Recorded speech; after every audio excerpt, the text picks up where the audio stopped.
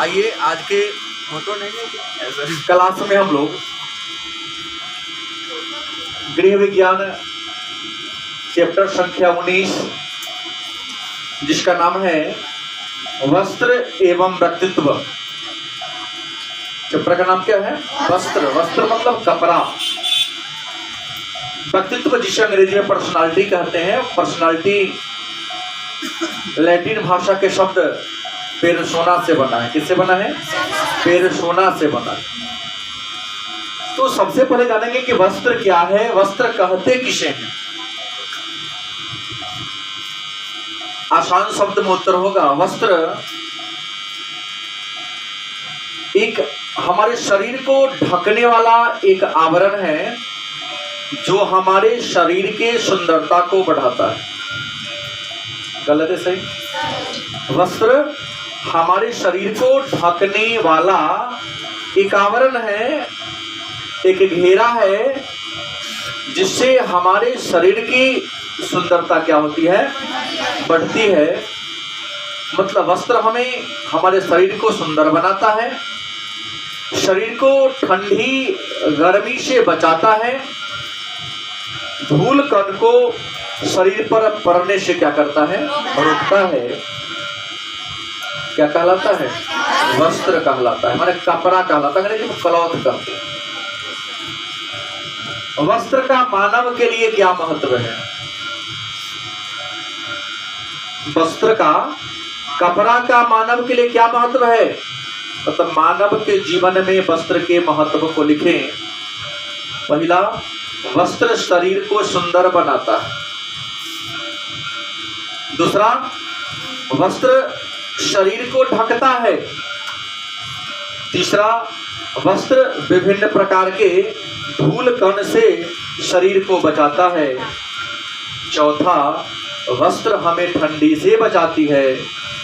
पांचवा, वस्त्र हमें विभिन्न प्रकार के कीड़ा मकोड़ा को काटने से भी बचाती है। गलत कि सही? तो हमने लाइफ में ये वस्त्र का महत्व है। इन सारे महत्वों को दो वर्गों में बांटा गया है: शरीर की सुरक्षा और व्यक्तित्व की पहचान। वस्त्र का महत्व क्या है? तो वस्त्र का पहला महत्व है कि वस्त्र हमारे बॉडी की, हमारे शरीर की क्या करता है? सुरक्षा प्रदान करता है। और दूसरा, हमारे व्यक्तित्व की पहचान। याद रखेंगे, कपड़ा से भी व्यक्तित्व की पहचान होती है। काला कोट पहन ले वकील होगा, फॉर्मल ड्रेस में हो तो भाई किसी ऑफिस के कर्मचारी होंगे। कपड़ा के ऊपर से आगे वाला को फिट वाला पहन लेते ही बैरा होगा, माथा पर टोपी लगाया हुआ हो तो क्या? एक ड्रेस इसे है जो कह दो कि वो ये पुलिसमैन है, बिहार पुलिस है। ये ड्रेस है तो ये आर्मी का ड्रेस है। मतलब व्यक्तित्व की पहचान होती है। कपड़ा भी अलग अलग व्यक्ति को अलग अलग, जैसे विद्यार्थी का है नीचे वाला नीला, ऊपर वाला व्हाइट। रियल नहीं था। ब्लू और व्हाइट दो रंग का समावेश है छात्रों के पोशाक में। ऊपर वाला जो शर्ट होगा वो उजला रंग का होता है, नीचे वाला ब्लू रंग का होता है। तो अलग अलग प्रकार के कपड़ा अलग अलग स्थल पर काम करने वाले लोगों के लिए बना है। तो वस्त्र से आपके व्यक्तित्व की पहचान होती है। वर्दी वाला होगा तो कहते हैं पुलिस होगा, फौज वाला का वर्दी क्या होता है? अलग होता है। बीएसएफ वाला का वर्दी अलग होता है। डॉक्टर का अलग पोशाक है। गलत कि सही? नर्स का पोशाक अलग है। होटल में काम करने वाले मैनेजर का पोशाक अलग है। तो खाना बनाने वाला का पोशाक अलग है। तो खाना परोसने वाले का भी पोशाक। मतलब वस्त्र व्यक्तित्व की पहचान कराता है। अब है डिजाइन के तत्व क्या है? डिजाइन माने रूपरेखा। कपड़ा पड़ा बोल रहे फलाना डिजाइन क्यों होगा? तो डिजाइन के आपको बता दें 4 तत्व हैं। डिजाइन के कितने तत्व हैं? 4। कुछ भी कर लो लेकिन डिजाइन 4 प्रकार का है। कितने तत्व के हैं? 4। डिजाइन के कितने तत्व हैं? 4 तत्व हैं। नंबर 1 आकार प्रकार, दूसरा बनावट, तीसरा रंग, चौथा रेखा। डिजाइन के कितने तत्व हैं? 4। आकार प्रकार, बनावट, रंग और रेखा। आकार, प्रकार, बनावट, रंग और रेखा। आकार प्रकार का मतलब क्या हो गया? तो अपार प्रकार का मतलब हो गया आकार प्रकार, लंबाई, चौड़ाई, गहराई। वस्त्र की आकार प्रकार से बड़ी छोटा लग रहा है। L size, M size, XL size, double XL. आकार की बात करते हो तो आकार में 4 बातें होती है ना। आकार में 4 बातें होती हैं। या तो आप एल लोगे साइज, एम साइज लोगे, एक्सेल लोगे या डबल एक्सेल लोगे। क्या इस एक बातों को ना बचे कि नहीं आता? इसके बाद एस साइज आता है, स्मॉल साइज एक और बच्चों के लिए, उससे नीचे भी आता है। तो नंबर होता है 0 साइज, 18, 14, 12, 14, 20, 15, 28, 30 जो ही हो सम संख्या में आता है। तो आकार प्रकार में होगा, बच्चा का अलग होगा, बड़े का अलग होगा। अगर 10 साल से ऊपर हो गया तो इस साल L, M, XL, double XL. बनावट की बात करते हैं, वस्त्र की क्या करते हैं? बनावट की बात करते हैं। तो वस्त्र में या तो नायलॉन होगा, सूती होगा, रेशमी होगा। गलत से रेशमी भी कभी रेशमी होते हैं। रेशमी भी शायद 3 या 4 किस्म के रेशमी होते हैं। टसर रेशमी, खादी रेशमी, लेकिन रेशमी में जो सबसे बढ़िया रेशमी तो साटन रेशमी। रेशमी का जो सबसे बढ़िया रेशमी होता है साटन।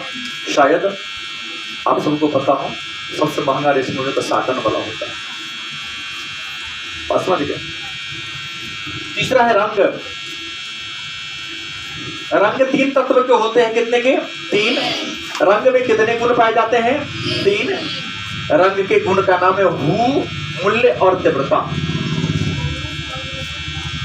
क्या है? हु, मूल्य और तो हु क्या है? तो सीधा आसान होगा, रंग के नाम को हु कहते हैं। रंग के नाम को क्या कहते हैं? रंग के नाम को क्या कहते हैं? और आपको बता दें रंग 3 प्रकार के होते हैं। रंग कितने प्रकार के होते हैं?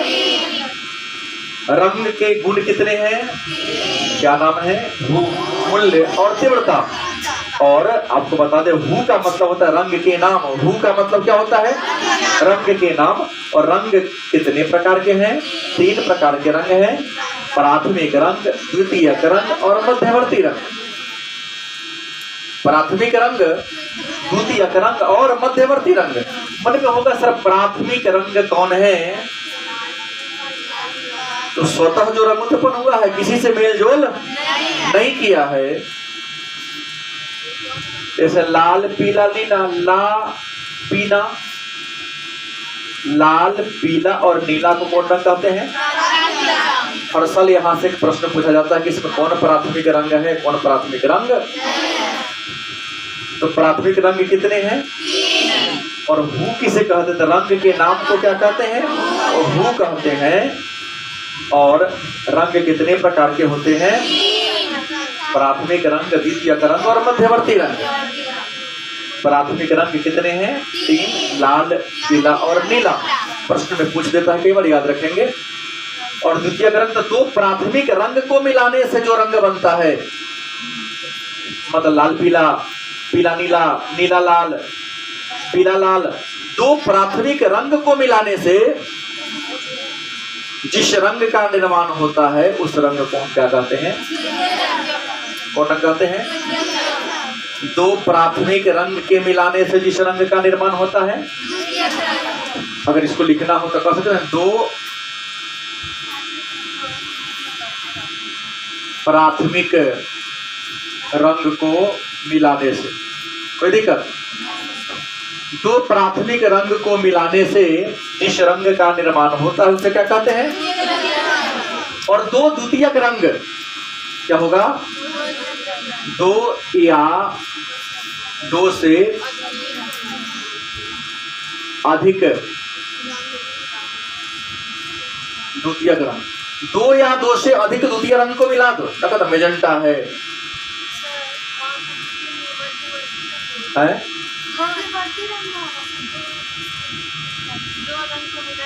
2 प्राथमिक रंग को मिला द्वितीयक बन जाएगा। और 2 या 2 से अधिक द्वितीयक रंग को, इसको नहीं मिलाएंगे। नहीं, द्वितीयक रंग को मिलाने से मध्यवर्ती रंग बनेगा। हाँ, बन जाता है। तो वहाँ द्वितीयक रंग, द्वितीयक रंग को भी, इसको द्वितीयक को, ये मध्यवर्ती है कि मध्यक होता है। देखिएगा किताब में मध्यक, मध्यवर्ती और मध्यक में अंतर है बीच का। किताब में देखो मध्यक लिखा होगा, क्या लिखा हुआ है?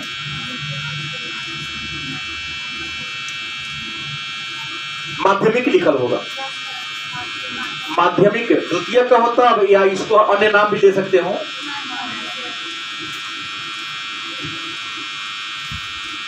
माध्यमिक। मध्यवर्ती और माध्यमिक में अंतर है थोड़ा सा। अब देखिए किताब में लिखल होगा, 2 प्राथमिक रंग को मिला तो माध्यमिक रंग बना, बीच वाला बन गया। और 2 माध्यमिक रंग को बना तो मध्यवर्ती। इसमें आपका मेजेंटा मिल भी नहीं करेगा, 4-5 रंग मिला के नया रंग बना दिया, ठीक है। और मूल्य क्या है, मूल्य कहते किसे हैं? तो जाते हैं दुकान में, दिखाएगा सर लाइट कलर लेंगे या गहरा लेंगे। तो रंग के मूल्य का मतलब हो गया कि रंग का गहरापन या हल्कापन, मतलब गहरापन या हल्कापन। रंग का जो गहरापन होता है, खूब गाढ़ा रंग, डार्कनेस या लाइटनेस, रंग की गहरापन या हल्कापन को रंग का क्या कहते हैं? क्या कहते हैं? और चमक तीव्रता क्या है? तो रंग की चमक या धुंधलापन। रंग की चमक या धुंधलापन को क्या कहते हैं? तीव्रता कहते हैं। रंग की चमक या धुंधलापन को रंग की क्या कहते हैं? तीव्रता के नाम से जाना। तो मेरे ख्याल से डिजाइन के तत्वों में हमने आकार को जाना, बनावट को जाना, रंग को जाना। अब कहता रेखा, अब क्या है? रेखा क्या है? तो रेखा को जानने से पहले एक बात हम जानेंगे कि रंग का प्रभाव। देखिए, किस रंग का आप कपड़ा पहनते हैं, यह भी आपके पर्सनालिटी, आपके व्यक्तित्व को प्रभावित करता है। मतलब वस्त्र का रंग भी आपके व्यक्तित्व को प्रभावित करता है। अब कैसे कहोगे? पहला, सफेद रंग का कपड़ा पहनते तो वह शांति और पवित्रता का प्रतीक है। और एक बात याद रखेंगे, हर समारोह में हर प्रकार के वस्त्र पहनकर नहीं जाना चाहिए। लोग ज्ञान नहीं है, चल जाता है वस्त्र, हालांकि सबको पता ही नहीं तो विरोध क्या करेगा। आप ये जान लो, इसमें हम तय कर लेंगे कि हमको कहाँ जाना है। सफेद रंग शांति और पवित्रता का प्रतीक है। सादा का उजला कपड़ा पहनना देखिएगा, बेसी आक्रामक नहीं हुआ, नेता पे कितना बोल दो जल्दी उग्र नहीं होता है। होता है क्या? हमेशा सादा पकड़ विचारे उछन हो गया है। हरा रंग ठंडक और ताजगी का प्रतीक है। हरा रंग यदि आप पहनते हो हमेशा ठंडक, हमेशा तरोताजा रहते हो। पीला रंग उल्लास और प्रसन्नता का प्रतीक है। पीला रंग उल्लास मतलब खुशी और प्रसन्नता का प्रतीक है। नीला रंग आकाश का रंग नहीं होता है, शांति और स्वच्छता का प्रतीक है। लाल रंग जोश, उल्लास, साहस और प्यार का प्रतीक है। ठीक है, प्यार में कोई गुलाब का फूल देगा तो वो लाल, धतूर के फूल दे, बेली चमेली का फूल देते वो नहीं देते होंगे आप। तो लाल जो है जोश, उल्लास, साहस और प्यार का प्रतीक है। और काला रंग रहस्यात्मक बुद्धि का प्रतीक है। हमीना रहस्यात्मक बुद्धिमान है। मुस्कान भी क्या कई वो है, पहले हैं वाल्मीकि सिंह। तो आपका जो रहस्य वाला कुछ विशेष गहन सोच में है हमेशा। तो जो आपका काला रंग है वो रहस्य वाला और बहुत ज्यादा बुद्धिमान होने का प्रतीक है। कर ये गलत कर रहे हैं सर, हम काला पहनते हुए लेकिन बुद्धिमान नहीं है, ऐसा नहीं है। विद्वानों ने लिखा है, हमने बताया ऐसा रंग। रेखा की बात कर लें तो कपड़ा जो पहनते हैं कपड़ा पर रेखा होता है। कपड़ा जो हम और आप पहनते हैं कपड़ा पर क्या होता है? रेखा होता है।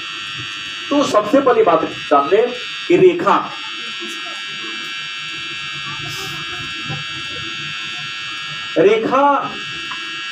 सही से देखा जाए तो कपड़ा पर मतलब 6 प्रकार का होता है। खड़ी रेखा वाला कौन है? खड़ी रेखा मतलब मैंने कहा ये जो रेखा है ये खड़ी रेखा हो गया। क्या हो गया?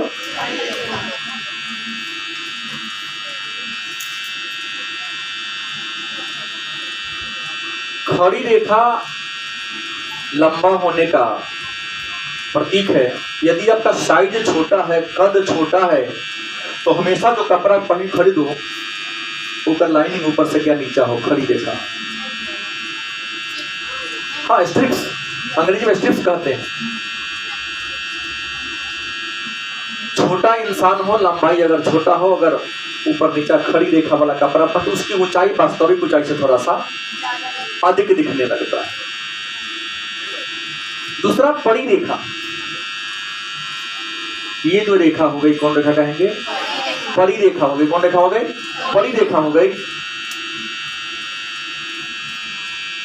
पड़ी रेखा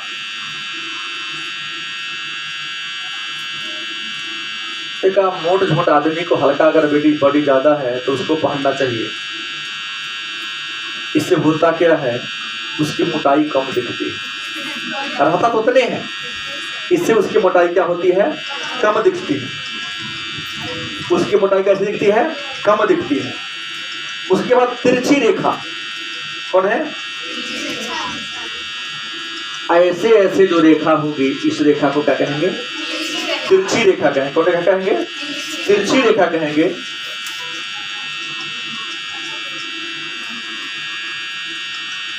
मिडिल वाले हैं, न बेशी बड़ा है न बेशी छोटा, उसको ऐसा पहनना चाहिए। इससे मोटाई भी कम लगेगा, लंबाई भी क्या लगेगा? ज्यादा आपको लगेगा। मोटाई क्या लगेगा? कम लगेगा, लंबाई क्या लगेगा? ज्यादा लगेगा। और वक्र रेखा होता है। वक्र रेखा कुछ कपड़ा पर ऐसे डिजाइन बना दिया रहता है, ऐसा रहता है, देखे होंगे। वक्र रेखा मतलब टेढ़ी मेढ़ी रेखा। ऐसा कपड़ा पहनेंगे तो आपका ऊंचाई ज्यादा लगेगी। सिराने का तरीका है ये, हमें सब पहले उलट के सीधे लगेगा, छोटे हो गया। वक्र रेखा वाला भी आप कपड़ा पहनते हैं तो यह आपके लगता है कि आपकी जो वास्तविक लंबाई है उस सबका लंबाई थोड़ा सा क्या कर देगा, ये ज्यादा कर देगा। ये आपका वक्र रेखा की बात है। दूसरा, कद छोटा हो। कद छोटा हो कपड़ा बनवाने जाओ तो एक बात हमेशा याद रखो, वी आकार का गला बनवाओ। आपका हाइट वास्तविक हाइट से अधिक दिखाई देगा। ये सब मिला जुला के काम करो, समझदारी से काम करो तो फायदा होगा। नहीं तो मतलब यदि आपका हाइट थोड़ा सा कम है तो आपको हमेशा भी आकार वाला गला का कपड़ा पहनना चाहिए। दूसरी बात, यदि तोन ज्यादा है, क्या है? हाँ, तोन ज्यादा निकल गया हो तो उस व्यक्ति को हमेशा इस टाइप का जो कपड़ा होता है, आता है गोल गोल कर, कहीं कहीं फूल छीटा बना रहता है, उसका पहनते तोनमा तो रहबे करेगा लेकिन प्रतीत नहीं होने देगा, दूर से प्रतीत नहीं होगा। अब कहोगे सर रेखा का क्या महत्व है हमारे व्यक्तित्व से? कपड़ा की रेखा का क्या महत्व है? तो याद रखिएगा, खड़ी रेखा वाला जो कपड़ा है गरिमा और क्रियाशीलता का प्रतीक है। खड़ी रेखा का कपड़ा पहनते हो तो गरिमा का। गंभीर लोग पहनते हैं सादा कपड़ा, गंभीर लोग पहनते हैं। अब किसी की यहाँ चुन जहाँ तहाँ फाट चुट लिया, नहीं उसको अच्छा लोग में गिनती नहीं होती। भले डिजाइन तो पहन लो, सामाजिक प्रतिष्ठा उसके पास नहीं होता है। तो खड़ी रेखा गरिमा और क्रियाशीलता का प्रतीक है। पड़ी रेखा रेखो सूतल है। पड़ी रेखा स्थिरता और निष्क्रियता का प्रतीक है। पड़ी रेखा, तो मेरे ख्याल से पड़ी रेखा पहनने से बचना चाहिए हमेशा। खड़ी रेखा क्योंकि कपड़ा क्रियाशील तो हम भी एक्टिव रहेंगे। तिरछी रेखा, ये तिरछी रेखा है ना, शक्ति और गतिशीलता का प्रतीक है। वस्तुनिष्ठ में कुछ भी डाल सकता है। ये मत कहना कि सर जी आपके ऊपर है, टकराया ही नहीं, डाल सकता है कहीं से। तिरछी रेखा प्रतीक है गतिया, शक्ति गतिशीलता का। वक्र रेखा, 13 में रेखा नमनीयता, सहनशीलता। वक्र रेखा पहनने वाले, वक्र डिजाइन वाला कपड़ा पहनने वाले व्यक्ति हमेशा बहुत ज्यादा सहनशील होते हैं, नमनीय होते हैं, झुकते हैं, अपनी गलती का इन्हें एहसास होता है, झुकते हैं। और टेढ़ी मेढ़ी रेखा उत्तेजना का प्रतीक है, तुरंत भर जाएगा, उत्तेजित हो जाएगा। चल फड़िए बेटा, कहाँ फड़िया? टेढ़ी मेढ़ी जो रेखा है उत्तेजना का क्या है? प्रतीक है। उम्मीद है समझ में कुछ ना कुछ तो आया होगा। तो याद रखेंगे कि आप कपड़ा खरीदने जाए तो रंग, डिजाइन और रेखा को ध्यान में रख के खरीदे। जल्दी की सही। डिजाइन कितने प्रकार के होते तो याद रखो। डिजाइन और रंग का चुनाव, हम कपड़ा खरीदने जाते हैं तो रंग का चुनाव अगर करते हैं तो पर दिमाग में चलो कपड़ा केकरा ले, छोटका भाई के लेल, कि बउआ के लेल, कि पापा के लेल, कि बाबा के लेल खरीदे के, कि अपना लेल खरीदे के? नहीं। तो कपड़ा खरीदते समय तुम कपड़ा किसके लिए खरीद रही हो, इस बात पर ध्यान देना, गौर करना बेहद जरूरी है। तो कपड़ा खरीदते समय सबसे पहले उसका उम्र ध्यान दो। अब तुम लोग कहे पूरा उजर उजर पहन रहे, बच्चे का उम्र है भाई, रंग भी जौन रंग के बने सब पहनो। जल्दी की सही। ज्यादा करके आप लोगों को रंगीन वस्त्र ही पहनना चाहिए, क्या उम्र के ख्याल से। वर्ण, अब एक बार की कहानी, हंसना नहीं, बुरा भी नहीं मानना है।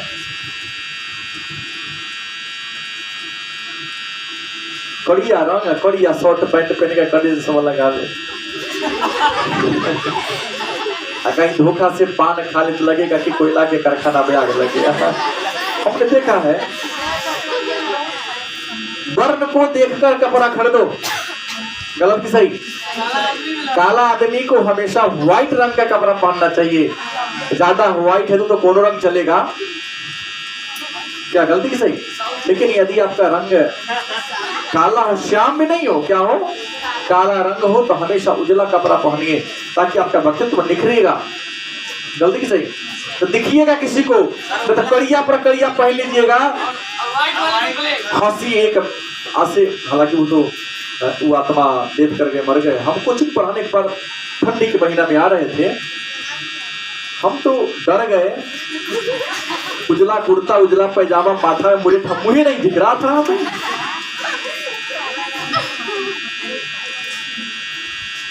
हमको लगा रही क्या हो गया, मुंह नहीं, प्रेत नहीं तो है। सामने देखा, हंसे उनको देख के दांत दिखाता कि हो आपको यही करना था, थोड़ी हो रहे। कम से कम पान तो खा लेते ताकि लगता कि आदमी आ रहा है। सावले भी। प्रश्न क्या है? तो वर्ण के अनुसार लिंग। देखिए, लड़कियों के लिए, महिलाओं के लिए कपड़ा का रंग थोड़ा अलग होता है, ज्यादा चटक होता है। लड़कों भी थोड़ा सा अलग होता है। कुछ ऐसे रंग हैं, उस रंग का कपड़ा अगर मैं खरीदना चाहूँ तो हमको नहीं मिलेगा। तो खास करके कंपनी ने लड़कियों के लिए डिजाइन किया है, महिलाओं के लिए डिजाइन किया है। तो लिंग भी, उसके बाद लंबाई, आपका हाइट क्या है, यह भी देकर आप रंग का चुनाव करें। उसका भार, मतलब रंग का चुनाव करते समय कितने बातों पर ध्यान देना चाहिए? 5 बातों पर ध्यान देना है। कितने बातों पर? यह भी वस्तुनिष्ठ हो सकता है, या इसको घुमा के भी रंग का चयन करते समय किन बातों पर ध्यान देना चाहिए या नहीं देना चाहिए, तो इसमें से कोई ऑप्शन डाल देगा। आयु, वर्ण, लिंग, लंबाई और भार, इन बातों पर ध्यान देना चाहिए। फिर प्रश्न है, डिजाइन कितने प्रकार के होते हैं? डिजाइन है क्या? तो जान लो, कपड़ा पर जो छिटपुर्जा कढ़ाई उढ़ाई होता है उसी को कहते हैं डिजाइन, उसी को ना डिजाइन कहते हैं। और डिजाइन 2 प्रकार का होता है। कितने प्रकार का? एक रचनात्मक, एक सजावटी। एक क्या होता है? रचनात्मक, और एक क्या होता है? सजावटी। जैसे कपड़ा पर यदि धागा से या सितारा से, धागा से कुछ कुछ डिजाइन बना दे, इसी मेरे कपड़ा पर तो है नहीं कि आपको दिखा दूं, नहीं, कपड़ा पर सूती कपड़ा हो या रेशमी कपड़ा हो, अगर क्या करते हैं, जैसे बहुत सारी लड़कियां हमारी बहनी हैं, होता है ना कसीदा कहते हैं उसको, तो उसे कहेंगे रचना, क्या कहेंगे, गलत, सजावटी कहेंगे। क्या कहेंगे, सजावटी। सितारा, मोती, रेशम का धागा से जो बनाते वो सजावटी। और कपड़ा है, कपड़े का डिजाइन बना दिया, यहाँ झालर झूलर लगा दिया, छोटे छोटे बच्चों बहुत होता है, लगा देता झालर वगैरह, तो वो जो झालर लगा देता है कहते हैं, जैसे इसके मोटा मोटा निकला हुआ, ये हो गया सजा, रचनात्मक। हम अपने से रचना, कपड़ा का मतलब फेकल है, उसी का मोड़ झोड़ के कहीं न कहीं कुछ गुलाब का फूल बना दिए, तो पान का पत्ता बना दिए, कुछ कुछ बना देते हैं। और यहाँ पेंट से या कसी बनाते हैं सजावटी। और सजावटी दो प्रकार के होते हैं, एक वास्तविक, एक अमूर्त। वास्तविक को जो दिखता है, वास्तविक जो क्या होता है, उभरा हुआ है, एक उभरा हुआ नहीं है, कपड़े में ही लगता है कि बनाते समय ही बना दिया गया। सजावटी जैसे दो प्रकार के, वास्तविक कपड़ा बनने के बाद तब ऊपर से उसको बनाया गया है, हाथ से छुओ होते महसूस होगा। एक ऐसा है जो कपड़े के साथ उसको दूर से दिखेगा कि डिजाइन है, लेकिन डिजाइन होता कपड़ा का बनावट ही वैसा है, तो उसे क्या कहेंगे, अमूर्त डिजाइन। लेकिन सजावटी डिजाइन के सिद्धांत में संतुलन है, लयबद्धता है, बल या दबाव है, अनुपात है और एकता है। डिजाइन बनाते समय हमेशा संतुलन को ध्यान में रखा जाता है कि जैसे मान लो संतुलन क्या बनाना है, एक तो अगर शरीर ज़्यादा मोटा हो तो टाइट कपड़ा नहीं पहनना चाहिए, ढीला ढाला वस्त्र पहनना चाहिए। गलत कि सही? शरीर ज़्यादा पतला हो, मेरे ख्याल से विद्वान कहते वहाँ भी टाइट कपड़ा, फिटिंग कपड़ा पहनना नहीं चाहिए, न तो लगे किसी खंभा को कपड़ा पहना के खड़ा करा दिया। अगर मान लो कि आपका सीना बहुत ज्यादा चौड़ा है,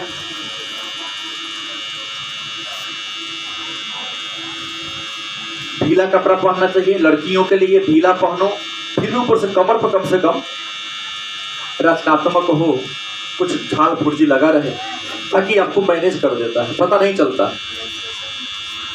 संतुलन का संतुलन दो प्रकार का होता है, औपचारिक एक अनौपचारिक। औपचारिक जो दिखे और औपचारिक जो न दिखे लेकिन दूर से महसूस होती है। लयबद्धता, कपड़ा एक निश्चित लय में बना हो, टूट फूट वाला कपड़ा कभी नहीं पड़ा, लेकिन लय निश्चित नतीजा स्थिर हो, सूता हो तो सीता हो, तिरछा हो तो हमेशा तिरछा हो। दर्जी कपड़ा सीते समय देखिए लय को ध्यान देता है, वही जोड़ेगा ऐसे जैसे लगे दोनों साथ सटल है। लयबद्धता, अनुपात, अपने लंबाई का अनुपात नहीं कपड़ा। देखते हैं कुछ लोग इतना तक पहन लेते हैं, पैर बड़ी लंबा लंबा है, कपड़ा ये पता नहीं अच्छा लगता, हम यहाँ तक पहनने अच्छा लगेगा, हमको यहीं तक अच्छा लगेगा। कभी सही टांग की लंबाई को शरीर की लंबाई चौड़ाई का अनुपात देखकर डिजाइनिंग का निर्धारण किया जाता है। इसलिए रेडीमेड खरीदने जाओ तो हमेशा 40 इंच का फुल पैंट देगा भाई, तो अपने हिसाब से कटवा लो उसको, ठीक है ना। और एकता, कपड़ा जो भी बने उसमें एकता का हो, यानी कहीं पर कोई डिजाइन जैसे ये वाला कहीं पड़ी नहीं, तो इसको कहीं पर खड़ा कर दे, नहीं चलेगा, अच्छा लगेगा। अगर वहां पर भी तो वहां पर पड़ी होनी चाहिए, यहाँ भी पड़ी हो, अगर खड़ा हो तो यहाँ भी खड़ी हो, लंबा हो, ऐसे हो, और यहाँ भी क्या हो, लंबे हो। यदि एक जगह लंबी हो, एक जगह खड़ी हो, एक जगह तिरछी हो, एक जगह बकर हो, तो कपड़ा अच्छा लगेगा, नहीं लगेगा। तो ये है वस्त्र एवं व्यक्तित्व, ठीक है। इसको ये कीजिए,